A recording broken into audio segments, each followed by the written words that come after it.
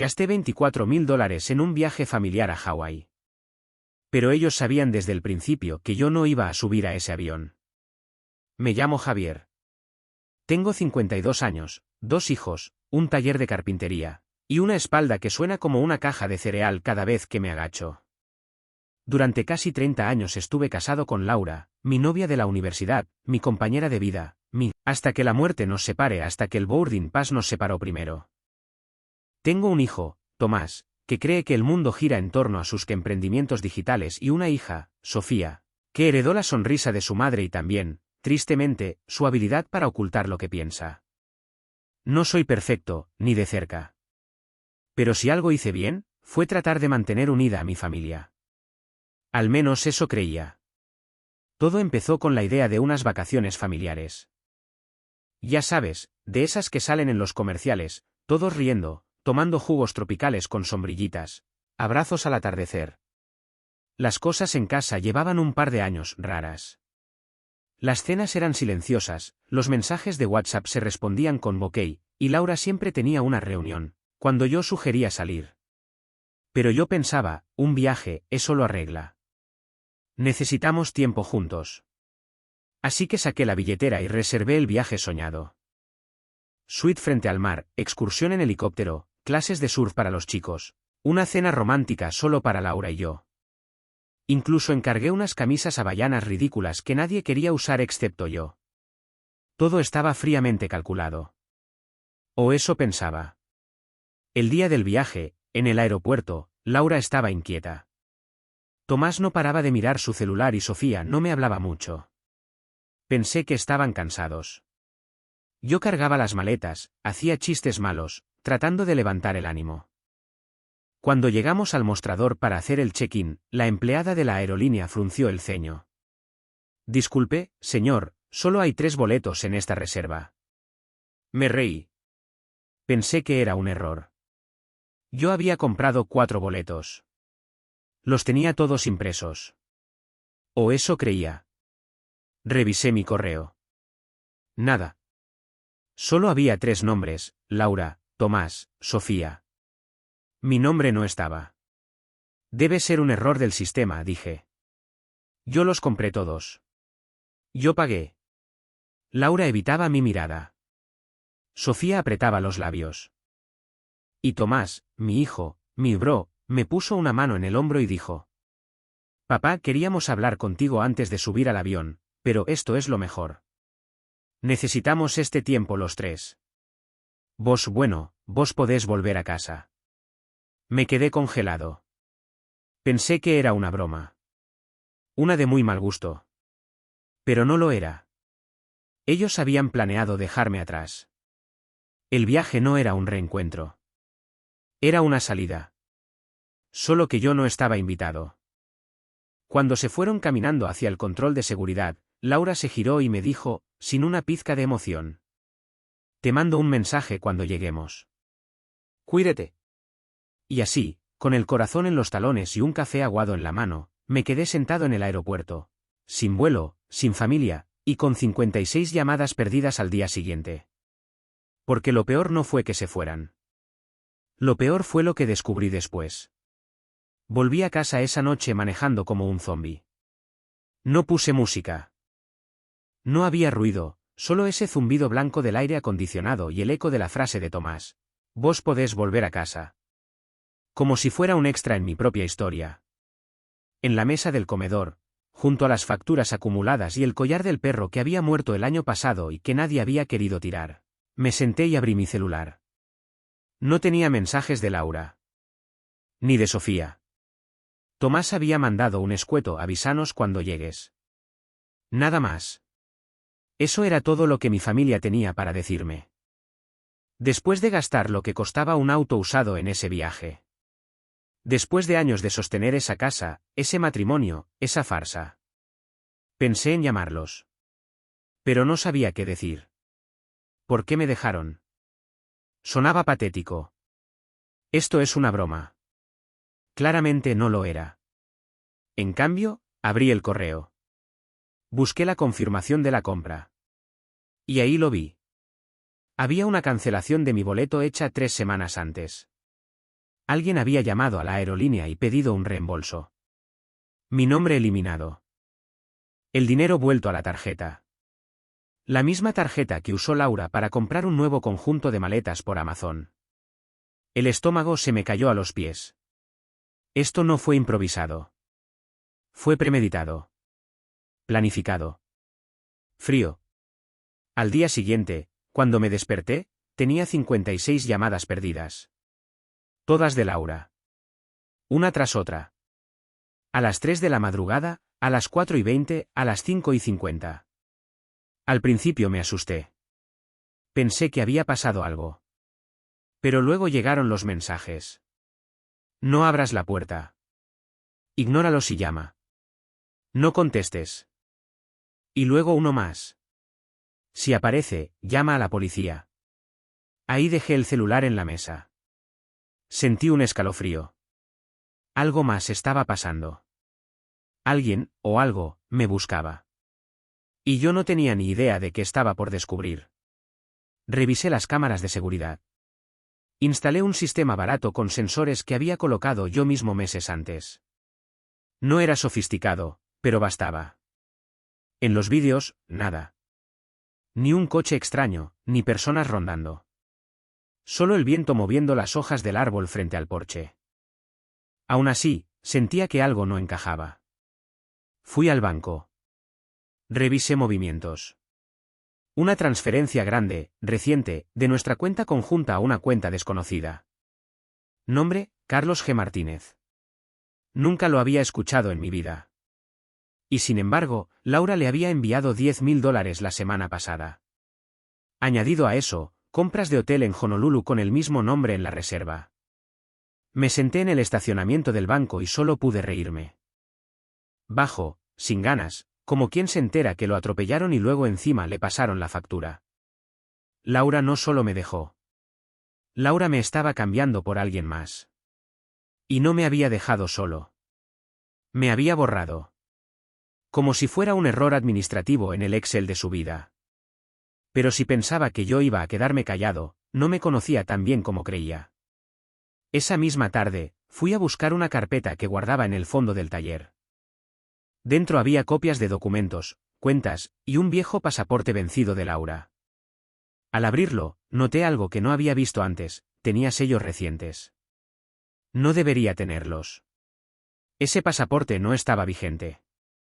Y sin embargo, mostraba entradas y salidas de hace solo unos meses, incluyendo una estadía de 3 días en Costa Rica. Según ella, esos días había estado en una capacitación empresarial.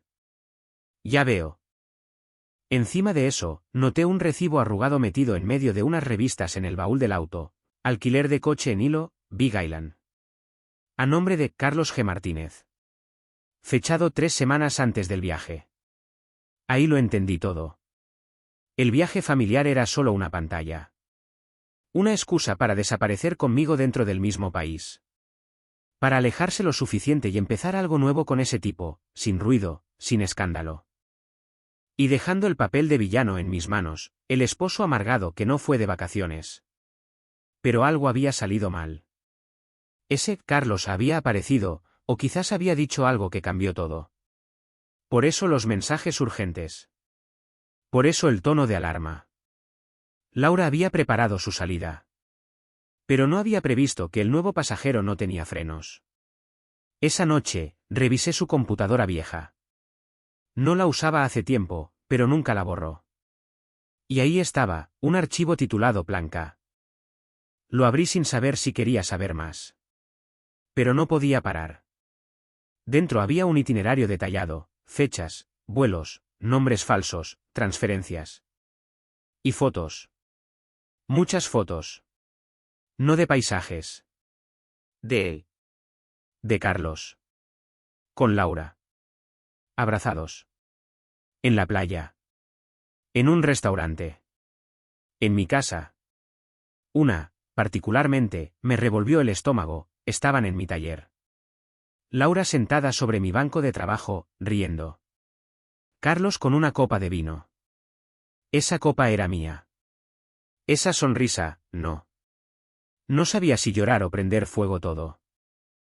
No soy de los que pierden la cabeza, Pero hay momentos en que la cabeza se te cae sola del cuello y se va rodando sin que puedas hacer nada. Y entonces, sonó el timbre. Eran las 11:43 de la noche. Miré por la ventana. Un auto negro. Cristales polarizados. Nadie salió. El timbre volvió a sonar. 3 veces. Cord. Rápido. Agarré el martillo que tenía sobre la mesa. No porque fuera a usarlo. Solo por si acaso. Abrí la puerta solo un poco. Una voz dijo. ¿Javier García? Sí, ¿qué quiere? El hombre me extendió una cartera de cuero. Identificación federal. Necesitamos hacerle unas preguntas sobre Carlos Martínez. Y sobre su esposa. Es importante que venga con nosotros. Subí al auto sin hacer preguntas. No es que confiara en ellos, pero cuando un tipo te muestra una placa oficial y otro espera al volante con cara de no haber dormido en días, tu instinto deja de discutir y empieza a escuchar. Me llevaron a una oficina del gobierno. Fría, sin logos visibles. Una sala con una mesa de metal, café recalentado y sillas más incómodas que una cena familiar con suegros. No está detenido, señor García, dijo el agente, que se presentó como Ramírez. Pero necesitamos que nos diga todo lo que sabe sobre Carlos Gustavo Martínez. No lo conozco, respondí. Hasta hace 2 días, no sabía que existía. Ramírez se miró con su compañero. Algo se encajó. O desencajó. Difícil de saber. Carlos Martínez, dijo, lento, como si esperara una reacción, está siendo investigado por fraude, falsificación de identidad, y posiblemente conexión con redes internacionales de estafa. Su nombre real ni siquiera es Carlos. Entonces, ¿Laura se metió con un criminal? Eso es lo que estamos tratando de confirmar. Y usted podría estar implicado. Ahí fue cuando dejé el café en la mesa. De golpe. Se derramó un poco. ¿Implicado?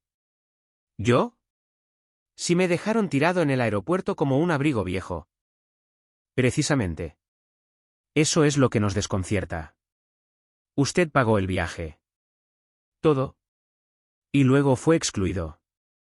Tenemos razón para creer que alguien usó sus datos, sus tarjetas y su nombre para encubrir movimientos que, en papel, lo hacen ver a usted como el cómplice. Eso no tiene sentido. Pero en el fondo sabía que sí. Laura había jugado sus cartas. Me había usado como fachada. Había limpiado el terreno con mi cara. Me mostraron registros. Correos a nombre de Javier G. Martínez. Firmas falsas. Una solicitud de préstamo enviada desde nuestra dirección. Todo conectaba. Y todo me hundía más. Necesito un abogado. No está detenido, señor. Pero no salga de la ciudad. Esa frase. Esa maldita frase. Como si tuviera a dónde ir. Volví a casa con el cerebro hervido. Eran las 3 de la mañana. Abrí una cerveza. Me la tomé de pie, en la cocina. Y entonces, sonó mi celular. Un mensaje de Sofía. Papá. Tenemos que hablar. Hay cosas que mamá no te dijo. Subí al auto sin hacer preguntas. No es que confiara en ellos, pero cuando un tipo te muestra una placa oficial y otro espera al volante con cara de no haber dormido en días, tu instinto deja de discutir y empieza a escuchar. Me llevaron a una oficina del gobierno. Fría, sin logos visibles. Una sala con una mesa de metal, café recalentado y sillas más incómodas que una cena familiar con suegros. No está detenido, señor García, dijo el agente, que se presentó como Ramírez. Pero necesitamos que nos diga todo lo que sabe sobre Carlos Gustavo Martínez. No lo conozco, respondí. Hasta hace 2 días, no sabía que existía. Ramírez se miró con su compañero. Algo se encajó. O desencajó. Difícil de saber. Carlos Martínez, dijo, lento, como si esperara una reacción, está siendo investigado por fraude, falsificación de identidad, y posiblemente conexión con redes internacionales de estafa. Su nombre real ni siquiera es Carlos. Entonces, ¿Laura se metió con un criminal? Eso es lo que estamos tratando de confirmar. Y usted podría estar implicado. Ahí fue cuando dejé el café en la mesa. De golpe. Se derramó un poco. ¿Implicado? ¿Yo? Si me dejaron tirado en el aeropuerto como un abrigo viejo. Precisamente. Eso es lo que nos desconcierta. Usted pagó el viaje. Todo. Y luego fue excluido. Tenemos razón para creer que alguien usó sus datos, sus tarjetas y su nombre para encubrir movimientos que, en papel, lo hacen ver a usted como el cómplice. Eso no tiene sentido. Pero en el fondo sabía que sí. Laura había jugado sus cartas. Me había usado como fachada. Había limpiado el terreno con mi cara. Me mostraron registros. Correos a nombre de Javier G. Martínez. Firmas falsas. Una solicitud de préstamo enviada desde nuestra dirección. Todo conectaba. Y todo me hundía más.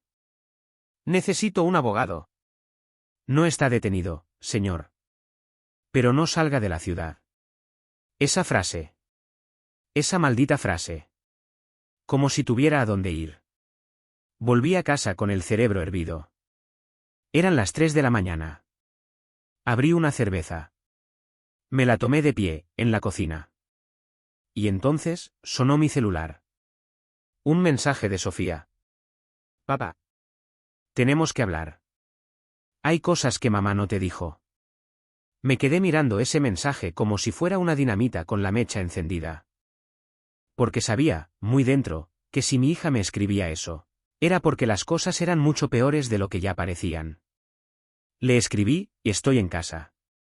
Ven cuando quieras. No pasaron 10 minutos antes de que escuchara el timbre. Era ella. Ojerosa, despeinada, con una mochila al hombro y el rostro desencajado. Entró sin decir palabra. La abracé. Se quedó un rato largo con la cabeza contra mi pecho. Como cuando era niña y se caía de la bici. Nos sentamos. Le serví un té que no tomó. Me miró y dijo: Papá. Mamá tiene otro nombre. Tiene otro pasado. Y no es la primera vez que hace esto. Mamá tiene otro nombre, repitió Sofía, bajando la voz. Se llamaba Paula antes de conocerte. Paula Guzmán. Encontré papeles escondidos en la casa de la abuela, cuando fuimos a ayudarla con la mudanza. Certificados, cartas, documentos viejos. Había fotos de ella con otro hombre. No Carlos. Otro. Y 2 niños pequeños. Sentí un frío en el pecho. ¿Estás diciendo que tiene otra familia? ¿O tuvo una? Antes de vos.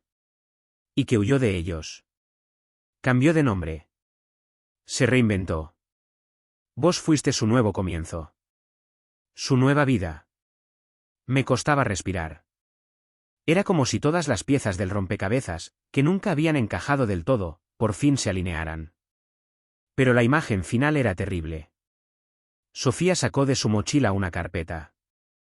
Dentro había copias, actas de nacimiento, una denuncia por abandono, incluso una orden de restricción de un tal Ramiro de Guzmán. La letra de Laura estaba en algunos de esos documentos. Ella te contó que venía de otra ciudad, que no tenía familia. Era mentira. Lo borró todo. Como hizo contigo ahora. ¿Y Tomás sabía? No lo creo. Pero sí sabía del tal Carlos. Mamá lo presentó como un amigo del trabajo, pero los vi juntos una vez. No se tocaban, pero se miraban como si el resto del mundo no existiera. Le reclamé y me dijo que no entendía lo que era una relación adulta. Que no me metiera. Me levanté. No podía quedarme quieto. Di vueltas por la cocina, abrí la nevera, cerré cajones sin sentido. Todo el aire de la casa pesaba como plomo. Ella planeó esto por meses. Usó a Carlos para salir de nuevo. Como lo hizo antes. Solo que esta vez se llevó a mis hijos también. Sofía me miró, con los ojos vidriosos. No a todos. Nos quedamos en silencio. Un silencio largo, pero distinto. No dolía. Era el tipo de silencio que se siente cuando alguien, por fin, está del mismo lado. Esa noche no dormimos. Hicimos copias de todo. Llamé a un abogado amigo de juventud. Sofía envió un mensaje a Tomás: papá sabe todo. No lo cubras. Me miró y dijo: papá, hay algo más. Encontré correos. En el viejo portátil de mamá. Nunca lo borró bien. Estaban escondidos en una carpeta con nombre raro.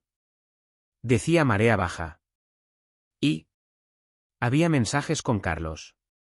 Pero también con otra persona. Alguien que firmaba como Sombra. Hablaban de cuentas en el extranjero. De dinero. Mucho dinero. Y de vos. Decían que ibas a ser el chivo expiatorio si todo salía mal. Me quedé helado. O sea que esto no era solo una aventura, era un plan. Para desaparecer. Con plata. Con una nueva identidad. Me senté en el piso. Literalmente. Ya no podía ni sostenerme de pie. Papá, tenemos que entregarlo todo. Ir a la policía. Antes de que te culpen de algo que no hiciste. La miré. ¿Mi hija? La única persona en toda esta historia que no había jugado con doble cara. Y asentí. A la mañana siguiente, presentamos todo ante mi abogado.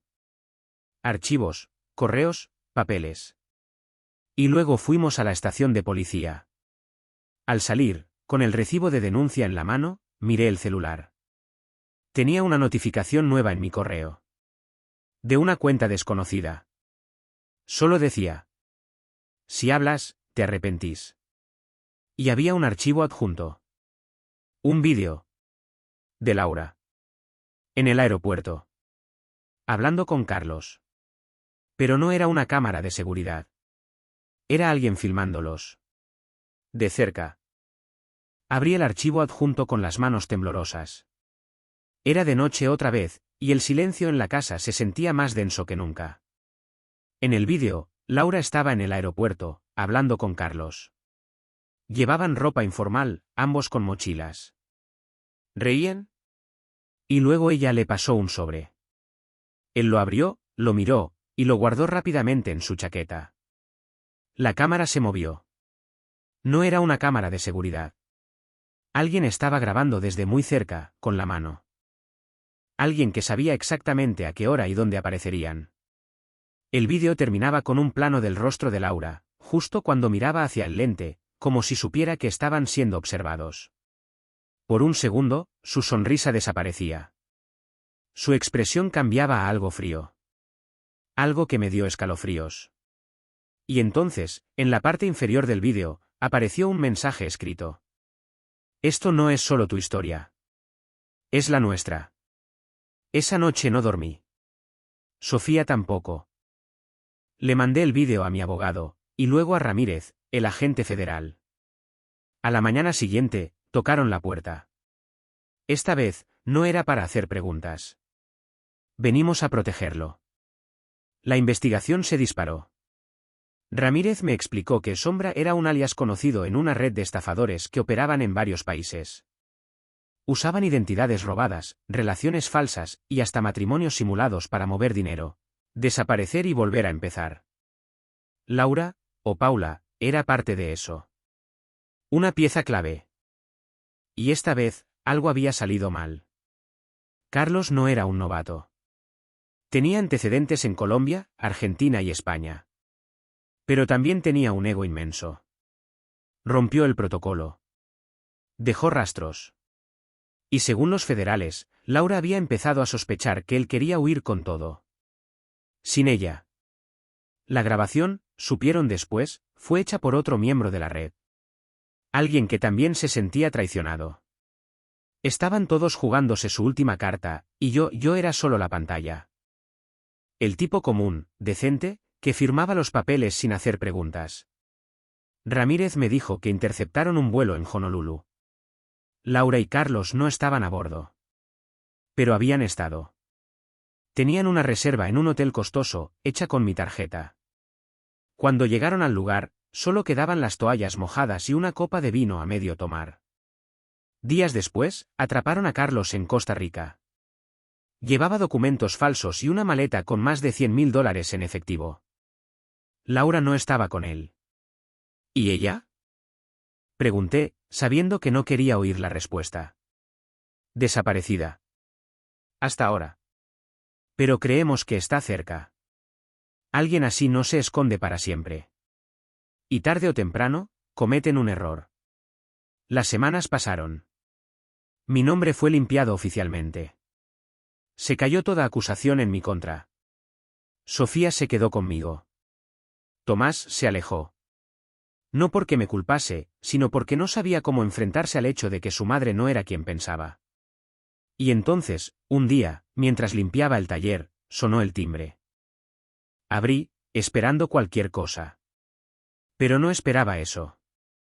Un sobre. Sin remitente. Dentro, una postal de Hawái. Una imagen de una playa vacía. Y detrás, escrito con una letra que conocía de memoria. Siempre supe que eras el único que sobreviviría al incendio. Gracias por ser mi refugio, aunque nunca lo merecí. Cuida a Sofía. Laure. Nada más. La llevé a los federales. Analizaron la tinta, el papel, el sello postal. La enviaron desde Panamá. Era reciente. La estaban buscando, otra vez. ¿Y yo? Yo volví a mi taller. Volví a lijar madera. A cocinar los domingos. A caminar con Sofía por el parque. A reírme un poco más. Porque después de todo lo que pasó, descubrí que uno no elige quién te traiciona, pero sí qué hacer con los pedazos que quedan. Y yo, Javier García, con la espalda hecha polvo y el corazón más entero que nunca, decidí volver a construir. Porque si algo aprendí, es que hasta los cimientos más rotos se pueden reconstruir. Si uno no tiene miedo de mirar los planos otra vez.